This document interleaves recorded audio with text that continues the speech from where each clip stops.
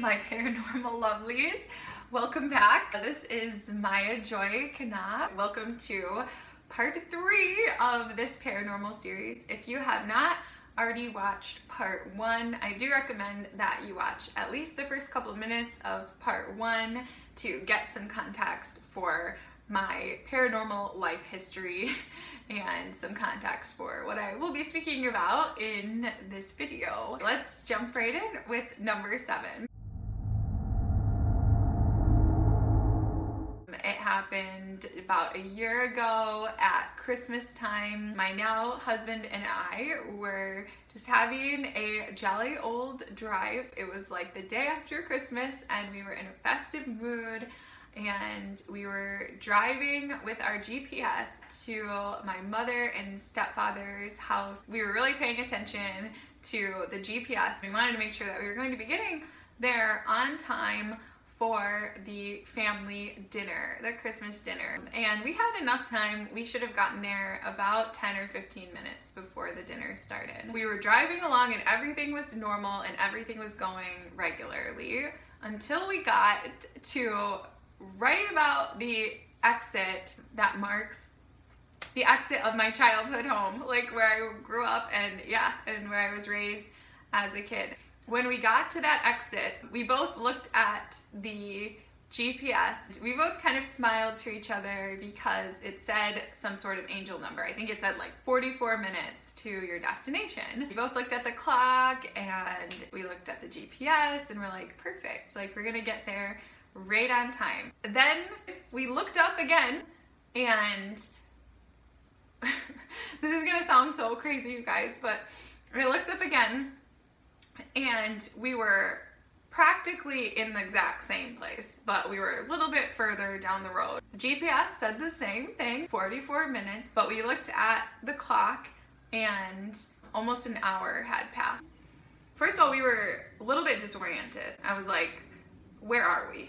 Where are we? Like, didn't we just look at the clock and it just said like 6:24? Why does it say 7 something now? I kept asking him, did you make a wrong turn? Did we turn somewhere? We must have been driving for the past like 45 minutes. And he was like pretty annoyed at me. He was like, we didn't make a wrong turn. And as a matter of fact, like, we couldn't have, basically because we have one of those GPSs where if you go off the course, it definitely lets you know. We would have noticed if we made a false turn, it would have said turn around or something, but it didn't. And we missed the dinner. So it sucked because we missed Christmas dinner. Like, it really sucked because we missed Christmas dinner, but it sucked even more because just like all these other incidences, I didn't have an explanation.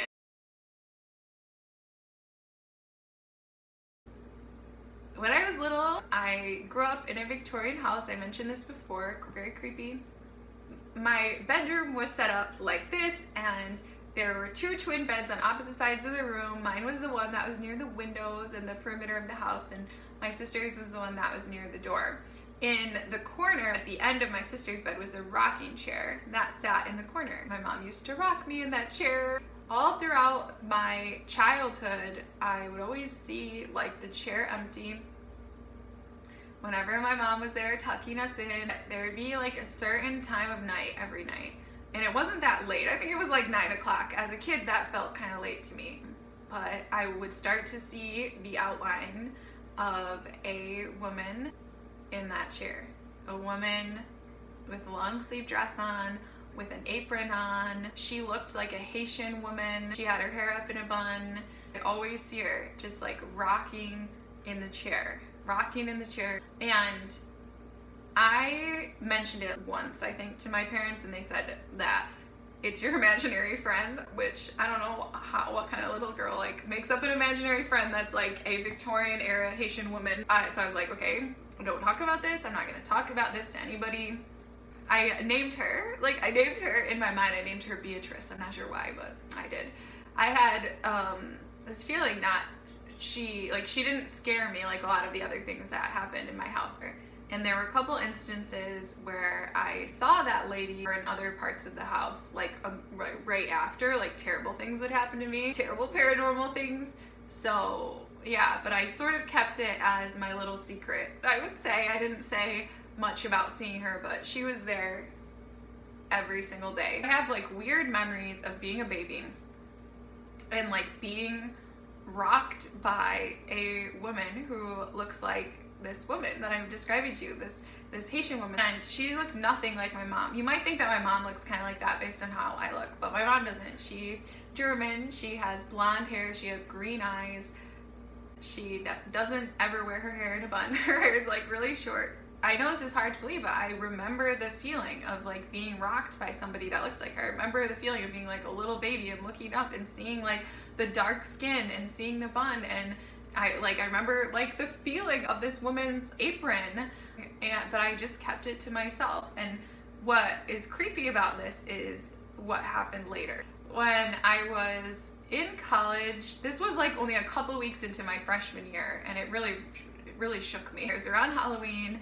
and my sister got a call from my dad. We were just sitting together on the couch. We lived together during college off campus, and we were sitting together on the couch, and she gets a call, and it's my dad, and they're talking for a little while, and I can kind of hear him talking about how he like reconnected with one of his friends, and how his friend's wife is like a spirit medium, or like can talk to the dead or something. I know this might sound weird, but you know, my whole life was like really weird. So yeah, like I could kind of hear that, and then I hear him saying like, oh, she wants to talk to your sister, meaning like that she wanted to talk to me. I just got like the worst feeling in my stomach. I don't really like to talk to strangers as it is. I had sort of at that point come to peace with this idea that hopefully all my paranormal experiences were just my imagination. That's the easiest way to deal with it, is just to be like, yeah, this is all my imagination. So that's how I was dealing with it. Yeah, I was polite, so I was like, okay, yeah, like I'll talk to her.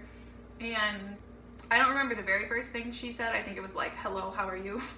But one of the very first things that she said after that was, I see the lady who was in your room.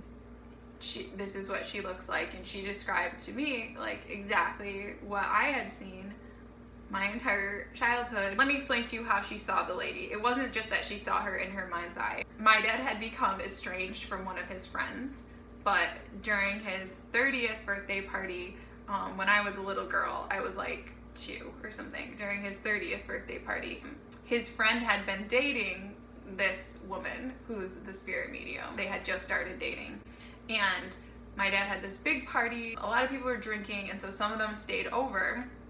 This lady, this medium, and her boyfriend at the time, now husband, slept in my room. Like they slept in the room that I was in that night.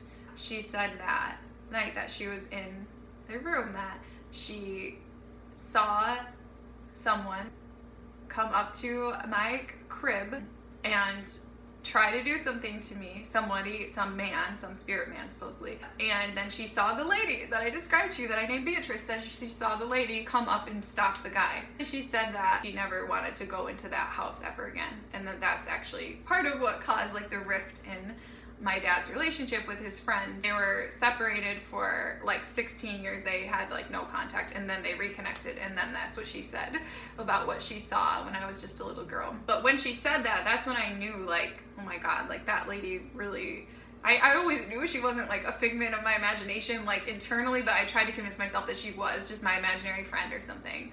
I'm actually gonna end it there. I was gonna share a couple more in this video, but I think I'm gonna save them for next time. I hope that you guys have liked the 3rd edition of Maya's Paranormal Stories and Life Experienced series, and I just want to thank you all for watching and holding a space of non-judgment for me as I share my paranormal experiences. Like I said, this is the first time that I've shared these experiences. For years and years, I never talked to anybody about them because I didn't want people to feel bad for me, I didn't want people to feel concerned for me, and I didn't want anybody to think that I was crazy. So I've just kept a lot of paranormal experiences to myself for many, many years, and I'm happy to be able to have a little bit of a platform to talk about them now. So thank you guys so much for watching, and namaste. Bye.